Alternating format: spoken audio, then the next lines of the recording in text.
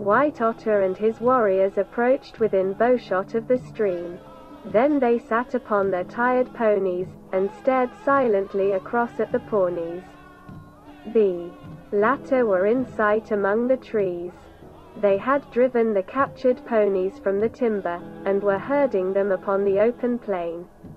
Less than a third of the company guarded them. The rest of the Pawnees were watching along the bank of the stream. Perhaps those warriors will try to hold us back while their friends get away with the ponies, Red Dog declared, suspiciously. I believe that is what they propose to do, said Black Moccasin. No, I do not believe it, White Otter told them. Those ponies have come a long ways. They have run fast. The Pawnees will let them rest. When it gets dark, perhaps they will try to take them away. I believe what White Otter says is true, declared Sunbird. The Pawnees had gained the advantage. White Otter realized that an attempt to cross the stream might result in heavy loss. He determined to wait until he had carefully studied the possibilities. Both the Ogalallas and the Cheyennes, however, were eager to make an attack. The Pawnees were jeering, and daring them to cross the stream. Hi, you Dakotas, are you afraid to follow us through the water? One called, mockingly. You came here to help the Cheyennes. Why are you holding back? Have we frightened you? Go back to your lodges and sit with the old women. Perhaps they will tell you how to fight. The taunt roused the Ogalallas into a frenzy. They were wild with rage. Some of them rode recklessly to the edge of the stream. Many of the Cheyennes followed them. White Otter warned him against attempting to cross. Stop, he cried. The Pawnees are trying to catch you. Are you going to throw away your lives? The Pawnees are like CCA, the squirrel. They make a big noise, but they hide behind the trees. They are trying to make you mad. If you ride into the water, they will kill you with their arrows. Come, my brothers, turn back. Shake the words of the Pawnees from your ears. The Ogalallas saw the wisdom of his words. They lingered a moment or so, shouting boastful threats against the Pawnees. Then they turned back. The Cheyennes accompanied them. The Pawnees laughed fiercely.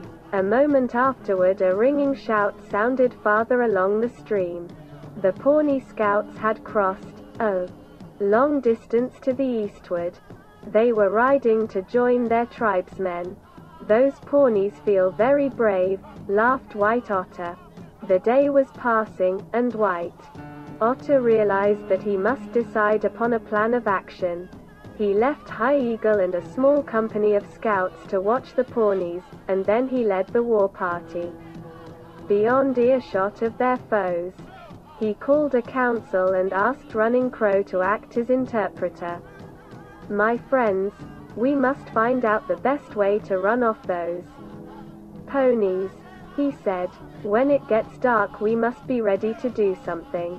Now I will tell you how I feel about it. I believe the Pawnees will try to send away those ponies. They will try to fool us. We must be sharp.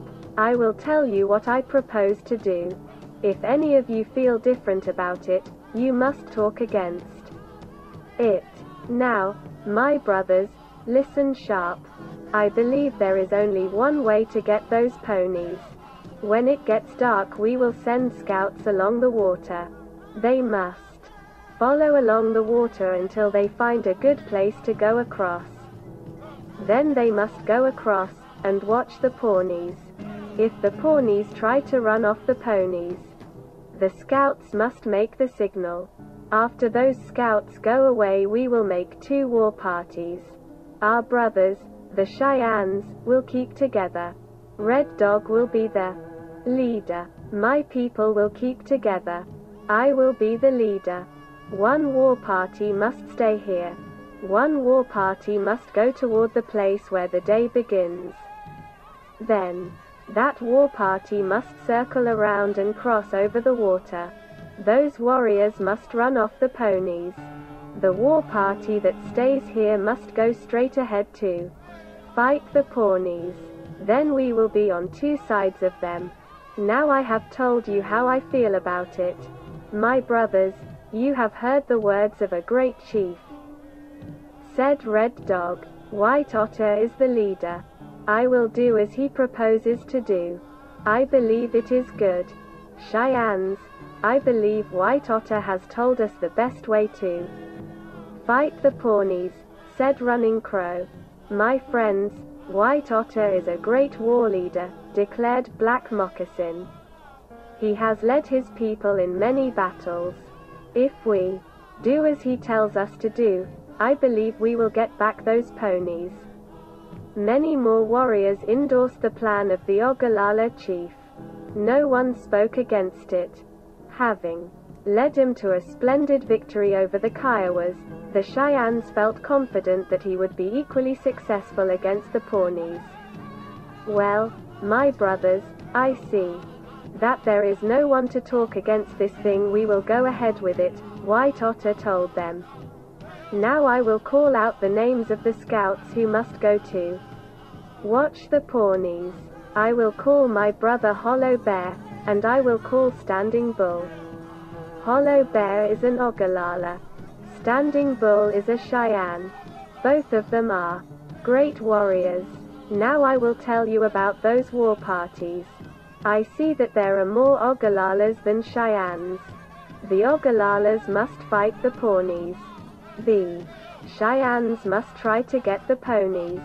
Come, Red Dog, tell me how you feel about it. It is good, agreed Red Dog. Having decided upon the plan of attack, the war party again approached the stream. High Eagle and his companions said that the Pawnees had made no attempt to leave the timber. White Otter felt sure that they, too, were waiting to attempt some bold bit of stratagem under cover of the night. The thought made him suspicious and watchful. He saw nothing which would give him a clue to the intentions of the Pawnees. As the light slowly faded from the plain, the Pawnees began to sing their war songs and shout fierce threats against their enemies. The Ogallalas and the Cheyennes listened in silence. The threatening flash of their eyes, however, betrayed the wrath that blazed in their hearts. They waited for darkness, and the opportunity to rush upon their foes. In the meantime, Hollow Bear and Standing Bull had ridden away on their perilous mission. They went a considerable distance toward the north before they finally turned to the eastward. Then they made a wide detour and approached the stream. They waited a long time at the edge of the water, listening for sounds from their foes. As they heard nothing to alarm them, they rowed cautiously into the stream. They reached the opposite side in safety, and moved out upon the plain. Soon afterward, Red Dog and his warriors arrived at the stream, an arrow flight from the place where the scouts had crossed. They, too, stopped to listen. All was quiet. The Cheyennes, however, waited beside the water. They were listening for the signal which would warn him that the Ogallalas had begun the fight. My brothers, the scouts have gone, White Otter told the Ogallalas. I believe they are across the water. Red Dog and his brothers have gone. I believe they are waiting for the signal. Everything is ready. We must begin the fight. I will ask you to be brave. Drive back the Pawnees and get to the ponies. Red Dog and his warriors will come to help us. Keep close around the ponies. Drive them across the water. Are you ready? Hi! Hi! Cried the Ogallalas. Come! Shouted White Otter. At that moment they heard the thunder of hoofbeats. Across the stream, a piercing shout rang through the night.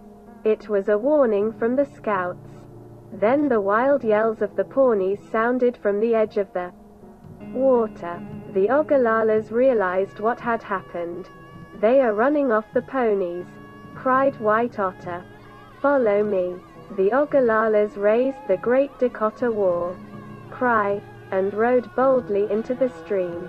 They heard Red Dog and the Cheyennes farther to the eastward. The Pawnees began to shoot their arrows.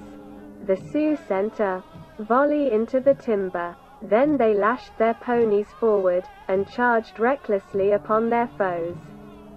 The Pawnees held their ground, and offered desperate resistance. The Sioux, however, were thoroughly aroused, and they fought with a sullen ferocity that made them irresistible. The Pawnees finally gave way, and raced across the plain in pursuit of the ponies. The Oglalas kept close behind them. They heard the Cheyennes whooping fiercely, and they believed that they had overtaken the herd. "Hi! Hi! The Cheyennes are making a big fight," the Dakotas cried, excitedly. When they were within arrow range of the ponies, the Pawnees turned and fought savagely to hold them back. For a moment the Sioux were halted. Then they rallied, and swept forward in a ferocious attack that completely overcame their foes. A moment afterward they were at the rear of the herd. In the meantime Red Dog and his tribesmen had raced ahead of the Pawnees, and were attempting to turn the ponies. Once at the front of the herd, they rode wildly among the Pawnees and drove the frightened ponies from their course.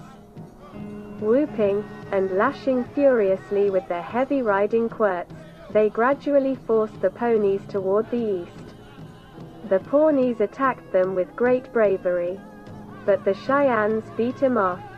Then a company of Oglalas raced along the flank of the herd and came to the assistance of their allies.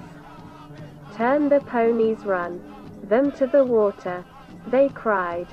They soon gained control of the herd and raced the ponies toward the stream. The Pawnees had no thought of yielding.